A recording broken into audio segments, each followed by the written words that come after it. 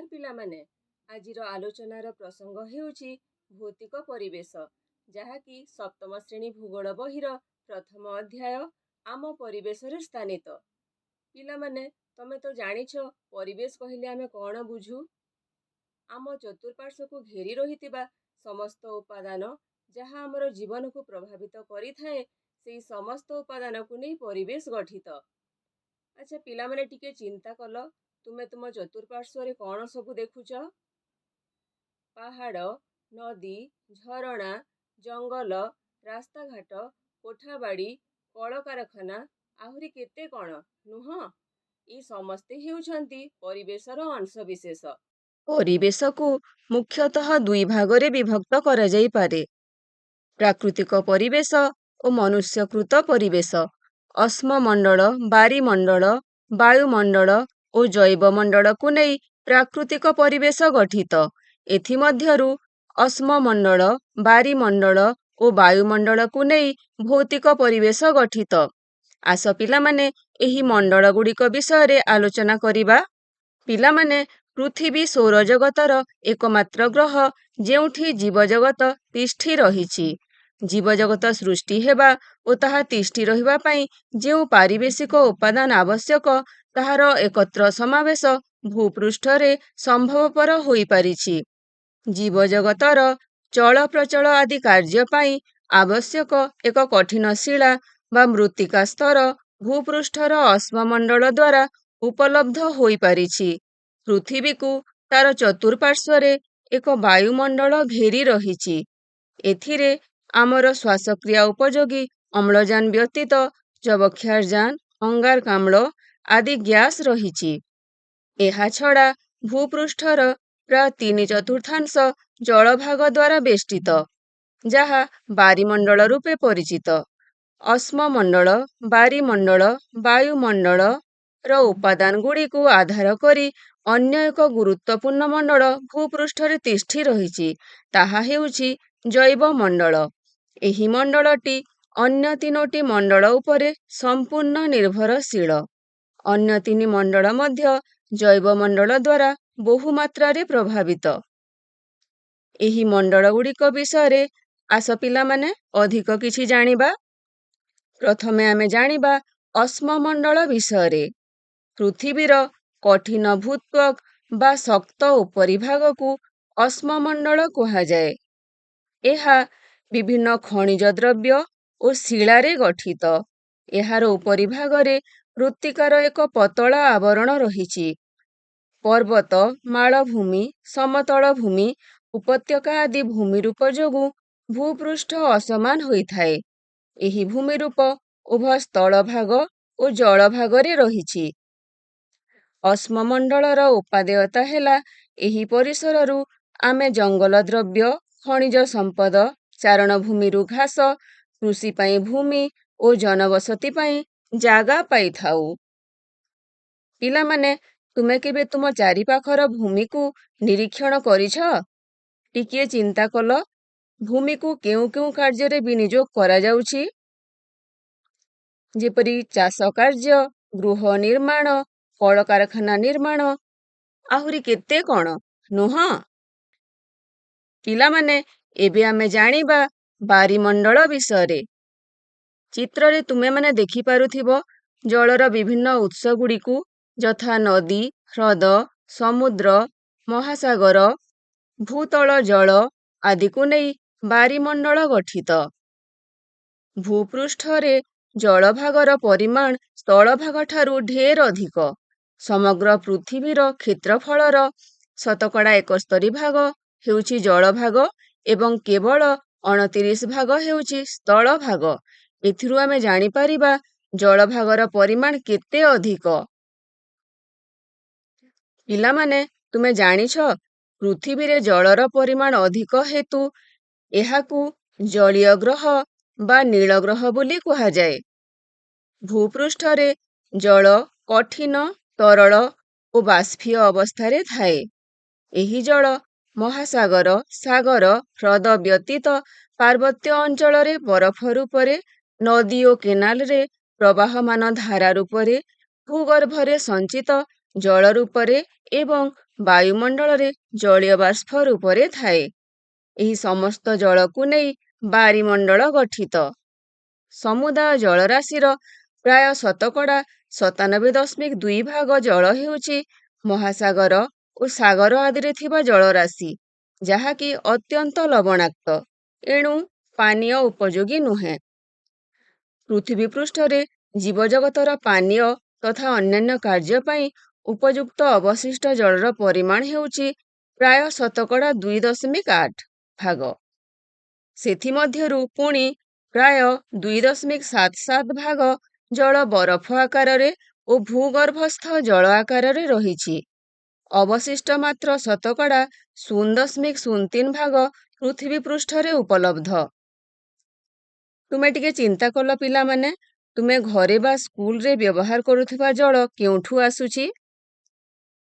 ତୁମେ ଘରେ ବା ସ୍କୁଲରେ କୂପ ବା ନଳକୂପ ନିହାତି ଦେଖିଥିବ। କହିଲ ପିଲାମାନେ, ଜଳକୁ ଆମେ କେଉଁ କେଉଁ କାର୍ଯ୍ୟରେ ବ୍ୟବହାର କରିଥାଉ?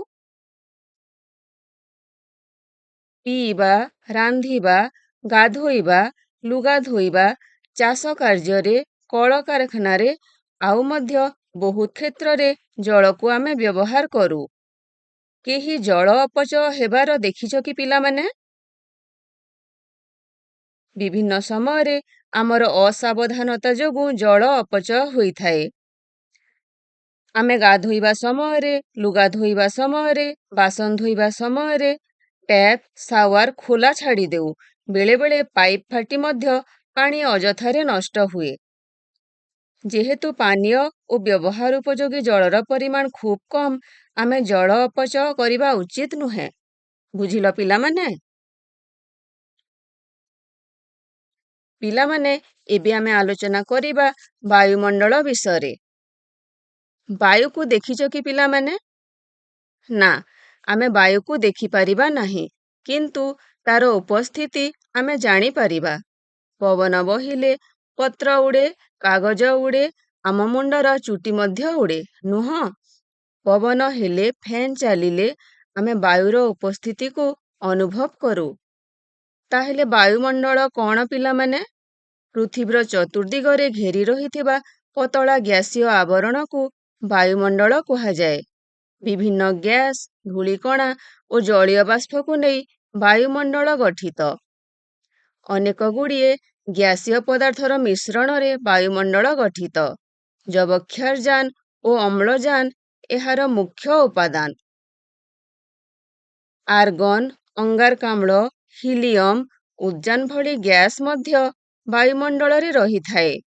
ଏହା ବ୍ୟତୀତ ଜଳୀୟ ବାଷ୍ପ ଓ ଧୂଳିକଣା ମଧ୍ୟ ଅଳ୍ପ ପରିମାଣରେ ରହିଥାଏ। ଚିତ୍ରରେ ପ୍ରଦତ୍ତ ସାରଣୀ ଓ ବୃତ୍ତ ଚିତ୍ରରେ ତୁମେମାନେ ବାୟୁମଣ୍ଡଳର ବିଭିନ୍ନ ଗ୍ୟାସର ଆନୁପାତିକ ଉପସ୍ଥିତିକୁ ଲକ୍ଷ୍ୟ କରିପାରିବ।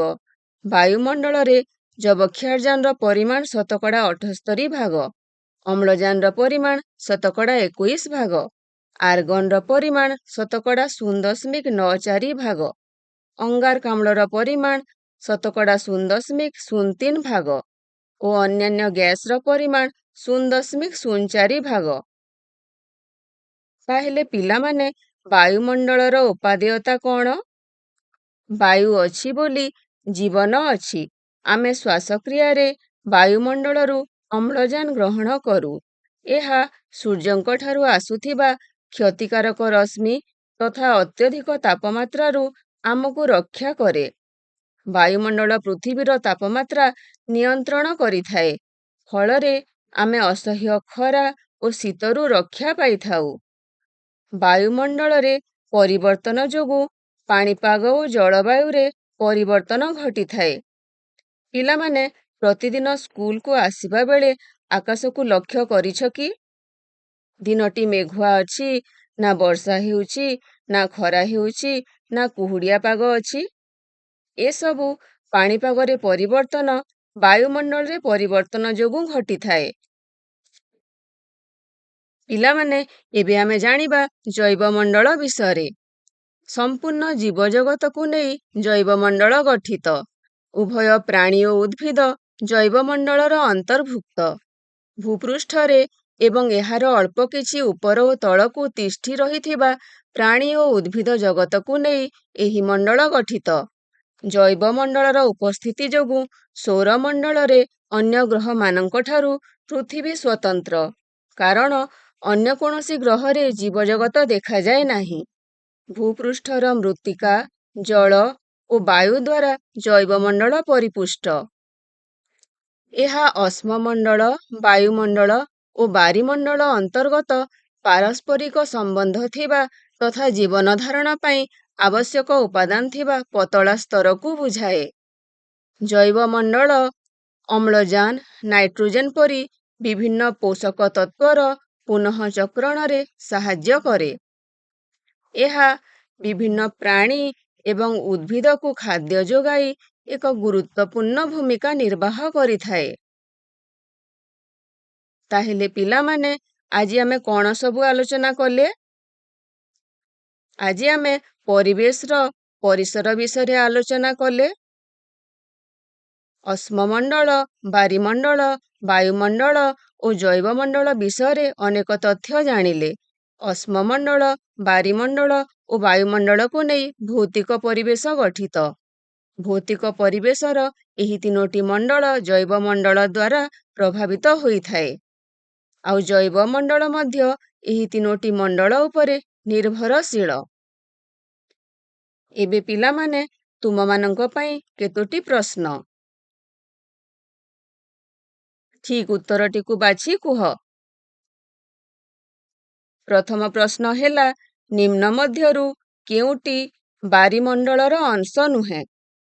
ବିକଳ୍ପଗୁଡ଼ିକ ହେଲା ସମୁଦ୍ର, ହ୍ରଦ, ନଦୀ, ବାଲି। ଏବେ ଜାଣିବା ସଠିକ୍ ଉତ୍ତରଟି କେଉଁଟି? ସଠିକ୍ ଉତ୍ତରଟି ହେଲା ନଦୀ, ବାଲି। ଦ୍ୱିତୀୟ ପ୍ରଶ୍ନ ହେଲା, ପୃଥିବୀର ଶକ୍ତ ଉପରିଭାଗକୁ କ'ଣ କୁହାଯାଏ? ବିକଳ୍ପଗୁଡ଼ିକ ହେଲା ବାରିମଣ୍ଡଳ, ଅଶ୍ମମଣ୍ଡଳ ଓ ବାୟୁମଣ୍ଡଳ। ଏବେ ଜାଣିବା ସଠିକ୍ ଉତ୍ତର। ସଠିକ୍ ଉତ୍ତରଟି ହେଲା ଅଶ୍ମମଣ୍ଡଳ। ତୃତୀୟ ପ୍ରଶ୍ନ ହେଲା, କେଉଁଟି ସୂର୍ଯ୍ୟଙ୍କ ଠାରୁ ଆସୁଥିବା କ୍ଷତିକାରକ ରଶ୍ମିଠାରୁ ଆମକୁ ରକ୍ଷା କରେ? ବିକଳ୍ପଗୁଡ଼ିକ ହେଲା ବାରିମଣ୍ଡଳ, ଅଶ୍ମମଣ୍ଡଳ, ବାୟୁମଣ୍ଡଳ। ଏବେ ଜାଣିବା ସଠିକ୍ ଉତ୍ତରଟି କେଉଁଟି?